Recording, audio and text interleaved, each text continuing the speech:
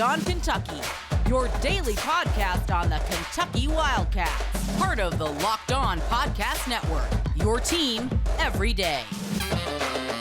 All right, what is going on, Big Blue Nation? Welcome on into Locked On Kentucky, your daily Kentucky Wildcats podcast. I'm your host, Lance Dawe, writer for Sports Illustrated for various SEC-related things. But on this podcast, we take a dive into all things Kentucky athletics. On today's episode of Locked On Kentucky, we are joined by Andy Patton of the Locked On College Basketball Podcast. Well, rather, I joined him to have a conversation about Kentucky, where they're headed, thoughts on Calipari, thoughts on this season as a whole, the turnaround heading into the NCAA tournament, a lot of different topics that we covered about Kentucky with Andy Patton. I would highly encourage you guys to go check out the Locked On College Basketball Podcast. It's wherever you get your podcast. Andy Patton, Isaac Shade, co-host there over on that pod. They do a phenomenal job, and I love hopping on with them to talk every single time they bring me on. So, without further ado, here's our conversation with Andy Patton. After what looked like a completely disastrous season, I know you remember the discourse around this team a few months ago. I certainly remember the discourse around this team a few months ago. People were calling for Coach Calipari's head. There was just a mass frustration around this team. Here we are. It's a day before March. Many of you might be listening to this already in March, and the Kentucky Wildcats are a nationally ranked team. They're 23rd in the country. How? Lance Dawe, talk to me. How did we get to this point where this team is now from this coach is going to get fired and this program's a complete disaster, we're not going to make the NCAA tournament, to being a top 25 team? How did we get here? Well, Andy, I think it's been kind of a hodgepodge of things, but at the end of the day, it's just about winning. Kentucky turned it around by beating teams that a lot of people, following that South Carolina loss on January 10th, a lot of teams Kentucky's beaten that people just didn't think the Wildcats could handle. At that point in the season, Kentucky had shown defensively that they were not good at a variety of things, particularly defending the rim. And all of a sudden, Kentucky's offense, I think, since that point has just kind of turned things around. And you can contribute it to some of the players' performance. Definitely, I think Jacob Toppin and guys like Chris Livingston have upped their game here, especially over these past 7 or 8 games. But it's something, Andy, where I'm going to have to kind of eat my words on what I said a few weeks ago about Coach Cal. Now, I will also say this. At the time following that loss to USC, there were a lot of legitimate concerns and complaints with the direction of the program. I certainly think that what Calipari was doing with the team was frustrating a lot of folks. Valid. It was all valid. I think 100% that some of the criticisms on Cal were valid. Calling for his job is one thing. Saying that the rotation needs to be tweaked and certain things need to be adjusted is another. One thing that I think I came onto your show and talked a lot about was mental confidence, mental stability, I think, with this program, with these players. And Coach Cal has found a way to kind of get these kids to rally and I think focus up. And we saw it, I think the pinnacle of it in this most recent blowout against Auburn, which we'll talk about later on. But overall, again, at the end of the day, it's just about getting these kids together, playing their brand of basketball, scoring a lot of points, being efficient, I think is probably one of the biggest things, and just winning games. Well, and I think you kind of touched on it there a little bit of how much of this turnaround has been driven by players, driven by Coach Calipari, driven by scheduling. I mean, quite honestly, you look at 6 of their last 8 is what they've won since that loss to Kansas. And they've beat some good teams in there. Don't get me wrong. Tennessee, fantastic program. One of the top tier teams in the SEC. Kentucky beating them, that's huge. Auburn has slipped quite a bit lately, but they've been ranked for huge chunks of the season, and to beat them the way that Kentucky did is fairly significant. Mississippi State's been a bubble team at times. Florida has been fine. They haven't been great this year, but they are, they're not a team that you can just gloss over necessarily. But I'm curious, like you kind of touched on it a little bit already too, but Cal, some of the games earlier in the season were, I think it's fair to say, poorly coached. I don't think that them winning games now and being on a hotter streak and being back in the top 25 necessarily means that, I think I've said this on this podcast before. I will say it again. I think he coached a bad game against Gonzaga. Like, I really don't think that what he did from a game plan perspective worked, and not making adjustments in that game was kind of flummoxing to me, quite honestly. I was like, I think that there's things they can do differently, but holding a November loss over Cal in as we get into March is a little silly. And I'm not saying we should do that, but it doesn't necessarily erase some of the early season mistakes. So again, you kind of touched on it already, but I'd like to explore a little bit more, like how much of the recent turnaround, you say some of it's mental, some of it's kind of getting these kids' head right. Do you think Cal had a role in that? Do you think that his actual X's and O's have changed for the better as we get closer and closer to the NCAA tournament? I think some of these individual matchups, I've liked what Kentucky has done in terms of X's and O's. I would say that what Cal has contributed is, I think, better utilization of the players that he has on hand that are efficient in one way or another. And I would also say the rotation, his utilization of what Kentucky has just overall with these individual players, I think has definitely been, I'll say, interesting. I don't know if it's sustainable. That's my whole thing. So against Florida, just 2 games ago, Kentucky played 7 or 8 guys, but their starting 5, the minutes went like this. It went 38, 39, 39, 38, and 35 for the entire starting 5. You can't do that through March. You're physically not going to be able to get through March. But I do credit him with identifying that, look, in order to get through some of these games where you've got to grind it out, the win against Mississippi State was extremely tough. The win against Florida, while it was an 8-point win, was very tough. You got to play your best players. And utilizing them in different ways through his offense, I think, has been the thing that has propelled them to some of these wins. Now, again, I want to reiterate, a lot of this is player confidence. A lot of this is players just stepping up. It's not Cal saying for each individual player in every single given moment, oh, you go do this, you go do this, you go do this, and everything's producing an efficient result. But he has kind of taken his hand and guided this smaller rotation, I think, a little bit better than he did earlier in the season. I remember him saying before the season started in a video that, look, we bring back all of this talent, but it's going to take some time for this team to actually work out and develop. And a lot of people were questioning those comments, including me earlier before the season started. I'm like, what is he going on about? Like, if we have time to practice, and we have, then this team should be one of the best in the nation based on all the talent on roster. And as we got to see, the team clearly didn't have a lot of chemistry, I think, even leading all the way up into the middle of January, and things just kind of turned around. So credit some of that to Cal. I definitely think some of it from an X's and O's perspective. And again, picking and choosing the right spots for these players and calling their numbers at the right time. But also, I do think it is on the players. They're not just robots out there doing what they're told every single play. Antonio Reeves is a guy that I think has significantly stepped up when it comes to finding the right places and times to get a 3-pointer up and down. He has been extremely efficient shooting the basketball. Another guy that has been really efficient for the Wildcats. And I keep coming back to that word because I think it is the biggest thing at the end of the day. Through some of these grind out wins, you'll notice that Kentucky is shooting like against Auburn, they shot 50, 40, 90. It was actually like 50, 61, 90, if I'm not mistaken. It's just picking and choosing your spots with guys like Toppin and Reeves. Toppin has been somebody that I've been very impressed with since the beginning of SEC play. I think he's a first-round pick. Chris Livingston is somebody that Cal has utilized more at the 3 spot in this rotation, making him somebody that's become one of the team's best rebounders. Even Oscar Tshiebwe at this point jokes whenever it happens, like, oh, I out-rebounded Chris today. I believe actually in that Florida game, Chris had 15 rebounds, and 6 of them were offensive, if I'm not mistaken. So it's just a lot of players finding their right gear, finding their right spot on this team. Thankfully, like you mentioned, at the beginning of March, it's at the right time. Well, more with Lance coming up in the second segment, talking about Kentucky's upcoming games and what they need to do in order to make that big run in the NCAA tournament, in order to follow what North Carolina did last year. Before we get there, though, today's episode of the Locked On College Basketball Podcast is brought to you by Built Bar. If you're looking for a delicious treat, but you don't want all of the fat and calories, then you've got to try a Built Bar. We just got through the holidays, and I know my goal is to eat a little bit healthier this year. If you're like me, where you want to eat healthier, but you don't want to compromise taste, then man, I've got just the thing for you. You've got to try Built.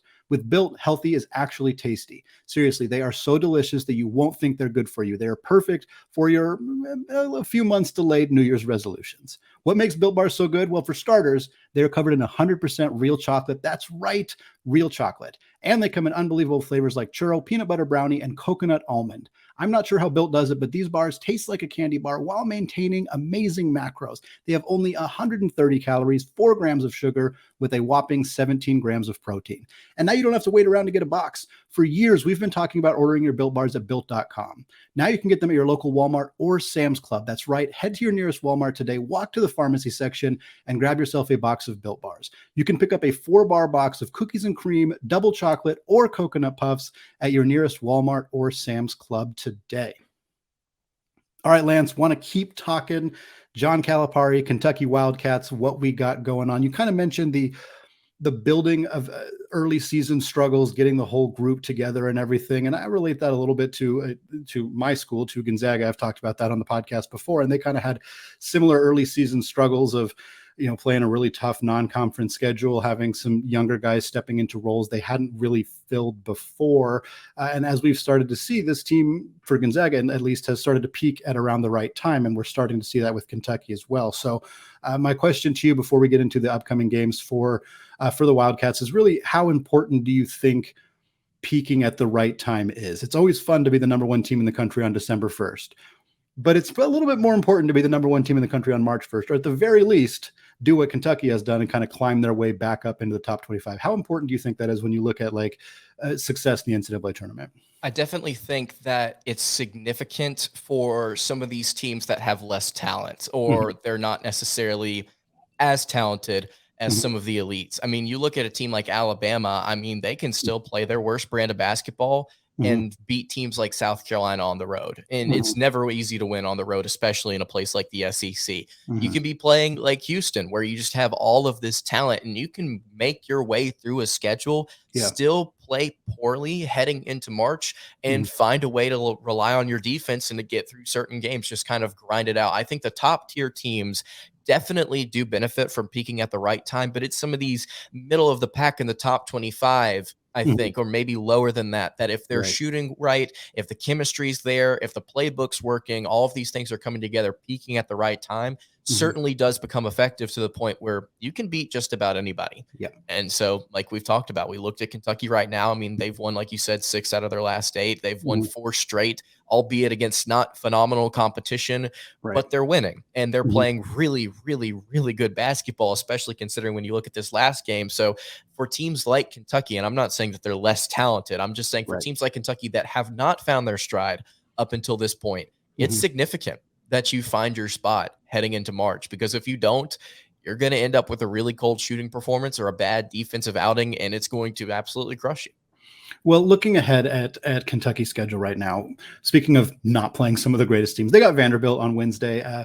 No disrespect to Jerry Stackhouse and his program, but we're gonna move past that game. We're gonna talk about the Arkansas game that they have on Saturday, because that feels like a big one. If I'm not mistaken, I don't have it on the notes, but I believe it's at Arkansas for that game. So that's going to be a really, really tough matchup. Arkansas, a team that has dealt with a lot of injuries. Obviously, that's been kind of the big story for that program this year, but a really dangerous, really talented team that went to the Elite Eight last year.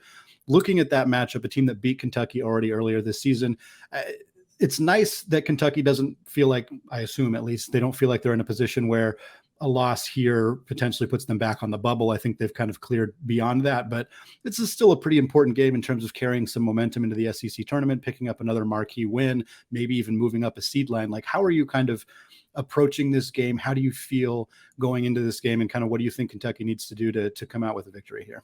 Yeah, they don't, like you said, they don't need this to get into the NCAA tournament, but they need it for a lot of other reasons. I think part of it is making sure that you hold on to that 3rd seed in the SEC tournament heading into there, to make sure that you get a double bye. And the reason that that's important, Andy, is because if you end up sliding to that 4th spot, you're going to have to play Alabama more than likely if you come out. And I would much rather play Texas A&M, Tennessee, Auburn, one of those teams, as opposed to a team like the Crimson Tide. So this game against Arkansas is important for that reason, but also, like you mentioned, moving up the seed line. Kentucky, if they can find a way to get out of this 7 to 10 seed range where they don't have to play a 2 or a 1 seed, which the field this year is, I would say, significantly more even than past years in terms of just looking at it on paper. But it's still, if Kentucky can get to that where they're maybe playing a 3 seed in the round of 32, I like Kentucky's chances way more, I think, to go on a deep run in the NCAA tournament. So just kind of finding that extra quad one victory on the road against Arkansas would be very important for the Wildcats and what they want to do in terms of draw in the postseason. As far as the individual matchup itself goes, Nick Smith is back for the Razorbacks, and he looked really good against Alabama, one of the best teams in the country. I'm concerned with the Razorbacks because of the way that they blew Kentucky out previously. Something, again, like I mentioned, Kentucky has not done well all season is protect the rim.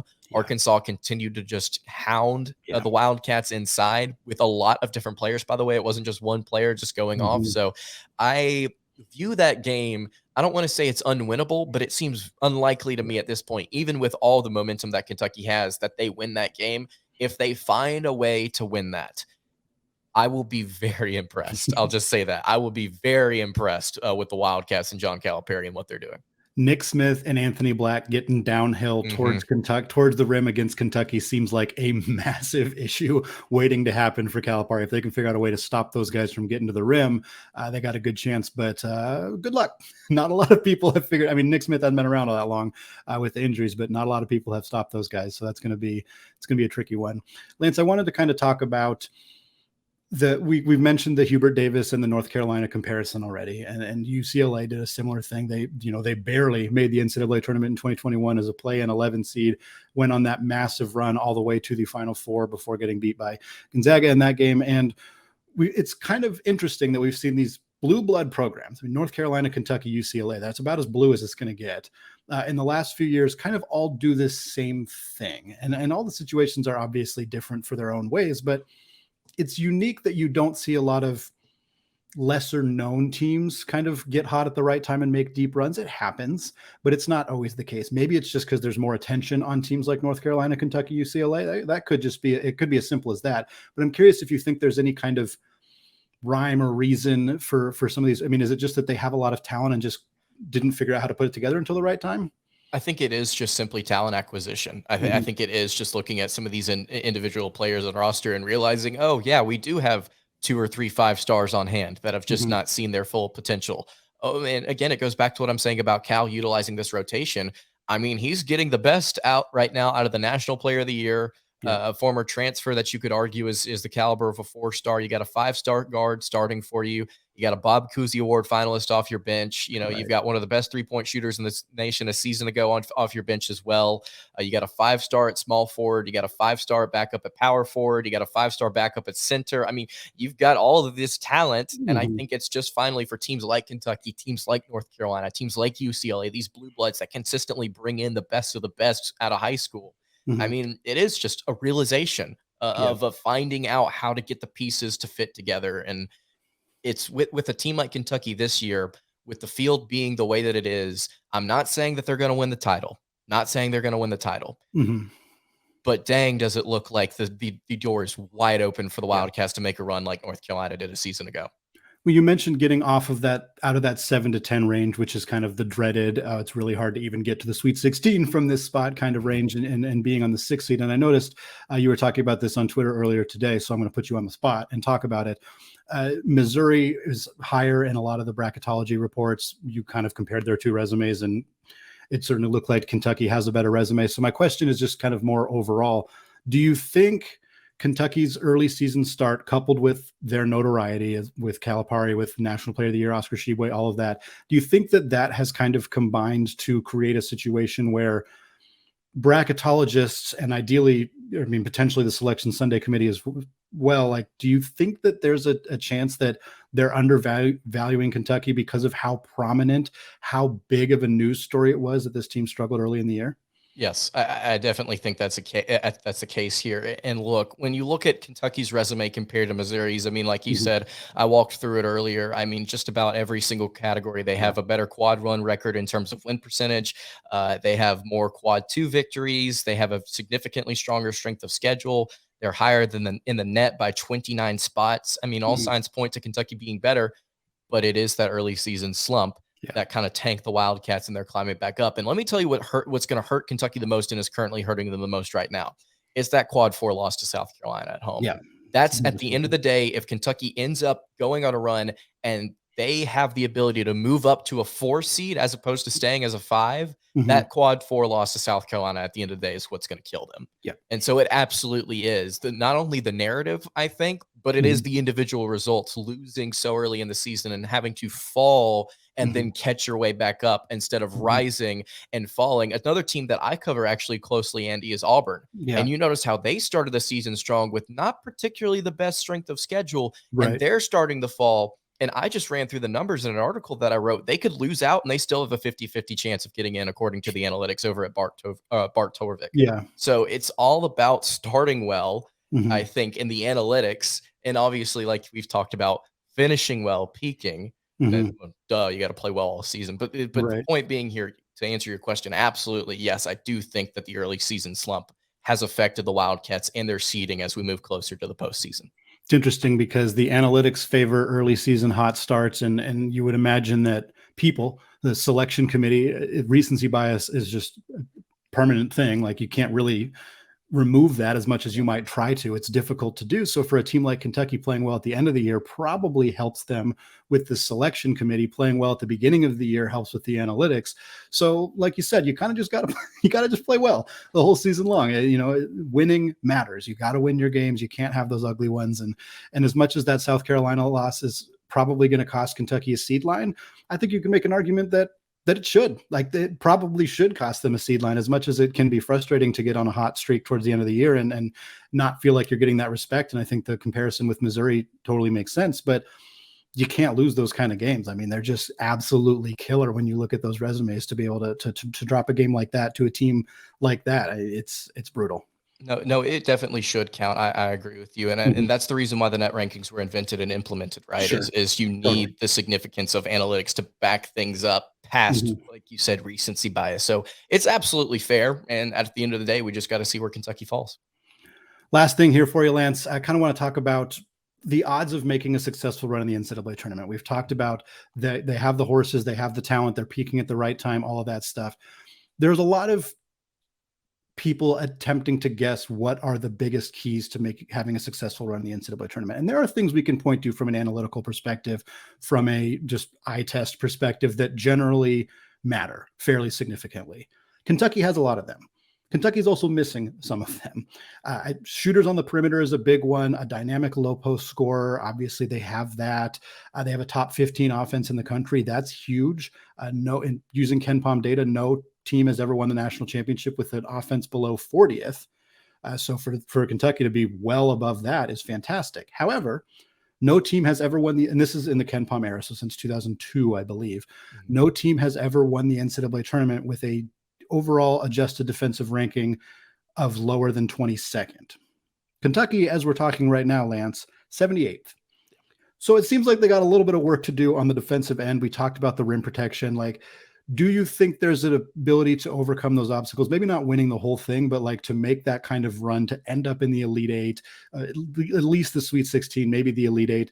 Do you think they have the ability to do that? Or do you think that those issues, namely the defense, I think you could argue there's an issue with the lack of veteran guard experience. I think they do have that, but Cason Wallace is their best guard. He's obviously not an experienced player.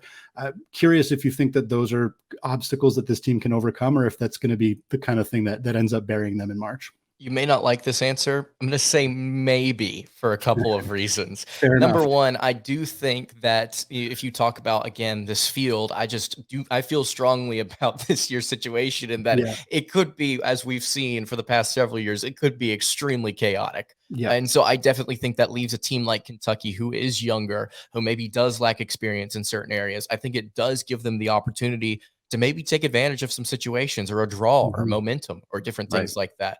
But at the same time, like you mentioned, you make a great point. Defensively, this team has been porous whenever it comes to protecting the rim, especially. And so you also look at the depth that this team has. Again, I want to reiterate, they've been playing their starting five essentially for these past several games up until this Auburn game, and they did empty out the bench. But before that, Kentucky got 9 deep in their rotation before things got ugly. And so they're finally starting to figure out how to maybe play with a little bit more depth off this bench, and getting those guys to contribute, I think, will be significant, but they haven't all year because Cal's played them this way.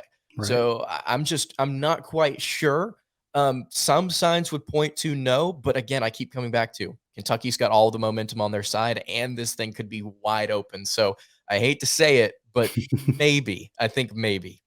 As a fair answer at this point in the stage, at this point in the game. Lance Dawe, Locked On Kentucky, thank you so much for taking the time to come on the show to talk about the Wildcats. It's going to be a really, really exciting month of March for a variety of reasons, but I think this Kentucky team is going to be a really fun one to watch. Yes, sir. Absolutely. Thank you so much for having me on. All right, that was our conversation with Andy Patton of the Locked On College Basketball Podcast. Really appreciate him bringing me on to have that discussion about Kentucky. Again, want to reiterate, if you have not checked out the Locked On College Basketball Podcast, would highly encourage you guys to do so. So if you're listening on podcast or if you're watching on YouTube, just search it up. It'll come right up. I'll also drop a link to their show in the description. And that's going to do it for today's episode of Locked On Kentucky. You can follow the show on Twitter at Locked On UK. You can follow me on Twitter at @LanceDawe_, and you can follow the show over on Instagram at Kentucky Podcast. Tristan Ferris joins us again tomorrow to help us preview Kentucky versus Vanderbilt. Make sure you stay tuned for that one.